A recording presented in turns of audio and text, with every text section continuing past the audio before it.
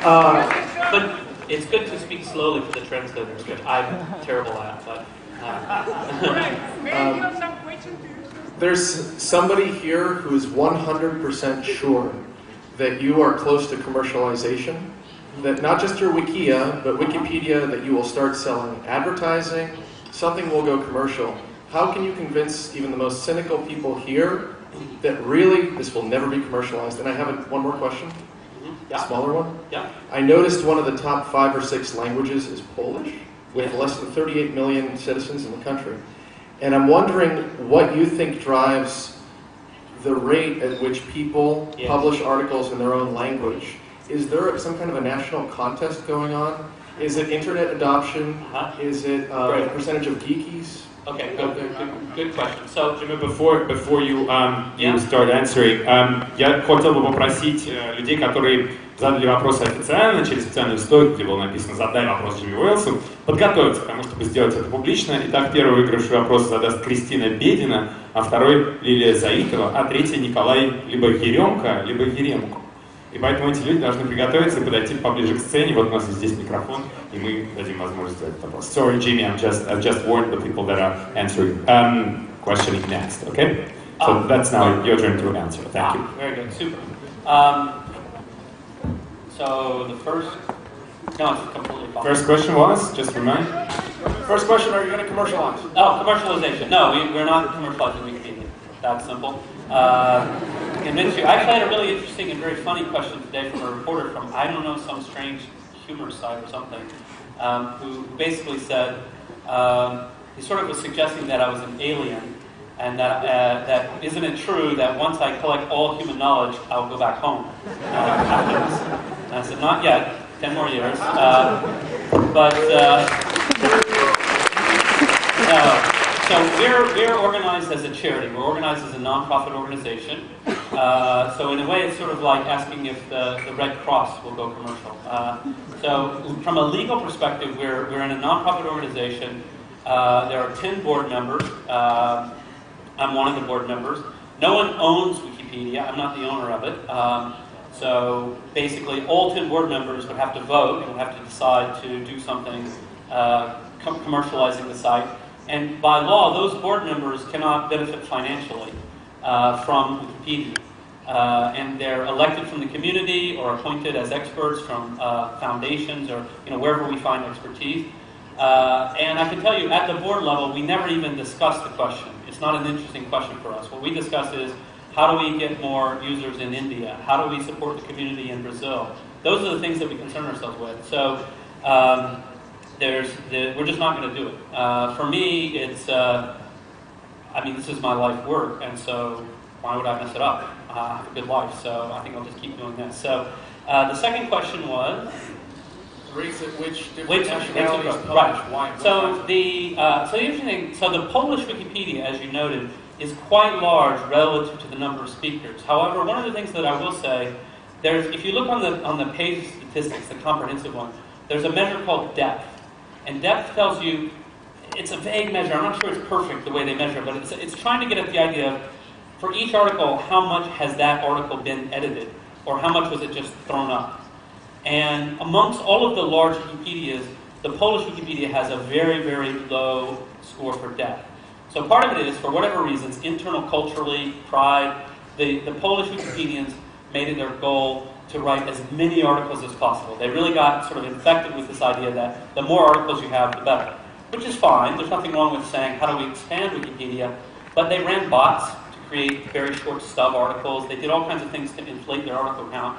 I'm very neutral about all this. I think there's different ways of growing, but there are those who say they cheated. So I don't say that. I just say, well, I wouldn't have done it that way, but whatever.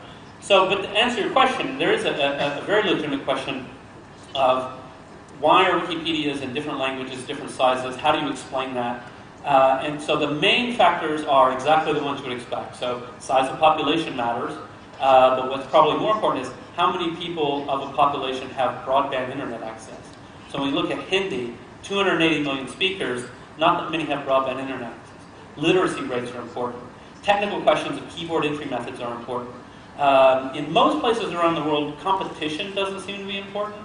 But I'll just give one example, is the Korean language Wikipedia. So Korean, they're a very, very, South Korea, very, very connected country. Everybody's on the internet. They have really fast broadband. It's a small country, so it's easy to do fast broadband. Essentially, 100% literacy rate. Korean language is very readable. Everyone can read. Very educated population. And yet their Wikipedia has traditionally been much smaller than you would expect, given all the factors. And the best I'm able to understand it is, before Wikipedia became popular, there was a question and answer site called Naver, where the kind of people who become Wikipedians, and I think there is a personality type. So some people want to be a blogger. You want to be a blogger because you've got interesting ideas and you like to write about your opinions, and you write a blog and you like to argue with people and things like that. Wikipedians, and you want to have the credit for it, you want to have your name on the top of the blog. So Wikipedians tend to be more about the information, more about sharing knowledge, being helpful. It sounds like I'm criticizing bloggers. I don't mean to be, but it's just a different personality. Those people in Korea are on Naver. You ask a question, I'll answer. Oh, I want to help. I'll go look it up. I'll tell you the answer, right? Whereas in everywhere else in the world, people are like, oh, I'll just write all this stuff in Wikipedia. So that's the one place where I'll say there was a competitive effect that I think made a difference. China is smaller than you would think because of censorship, and so it goes on and on. There are, most of the ones I understand. There are occasionally a few outliers. Some of the outliers come about because of the date that the Wikipedia got started, and that had to do with the first 5 or 10 people. If you had 5 or 10 good people early on, you started to build a community early on. You just got started earlier, and in a very similar place, demographically, maybe they didn't start. That magical first 5 or 10 didn't show up until 6 months later or a year later. So it's kind of hard to say, but most of it makes sense, and it's sort of the usual factors that you would think. Okay. Okay, so now we have a few questions from the audience, and Christina Bedin is the first one to start the panel. Hello. We need the microphone. Включите микрофон, пожалуйста. Попробуйте еще раз, Кристина. Слышно? Отлично. Thank you for an interesting talk. I have quite obvious question. Do you contribute to Wikipedia daily? Do you have any featured or good articles of your own?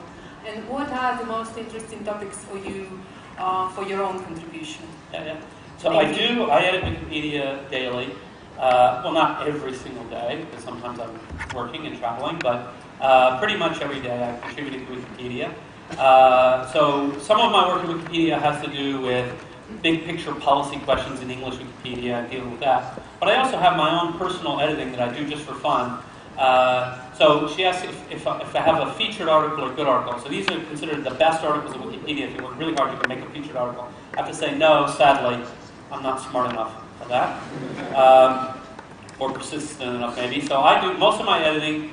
I work on biographies. There's a biography notice board where people raise questions. Oh, this biography seems bad, and I'll just pick one randomly and go and work on it. But the main thing that I work on is sort of amusing for an American to work on, which is I work on articles related to the UK House of Lords and sort of the history of all that and the current things about that. And I got interested in that years ago because there's some really great articles in